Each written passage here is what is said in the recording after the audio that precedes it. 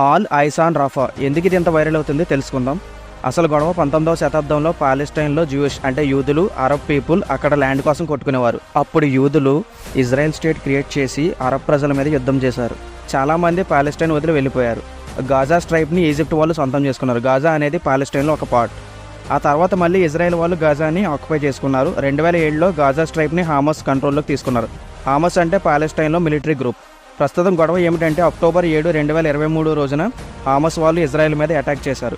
అందులో 1000కి పైగా చనిపోయారు. సో ఇజ్రాయెల్ హామస్ మీద వార్ డిక్లేర్ చేసింది. ఈ 8 నెలల్లో ఇజ్రాయెల్ వాళ్ళు సుమారుగా 40,000 మంది పాలెస్టైన్ వాళ్ళు చంపేశారు. హామస్ యొక్క మిలిటరీని దాదాపు ధ్వంసం చేశారు. మిగిలిన వాళ్ళు రాఫాలో ఉన్నారు ఏమో అని రాఫా మీద దాడి చేశారు. ఈ దాడిలో 45 మంది చనిపోయారు. 200 మంది పైగా గాయాలు అయ్యాయి.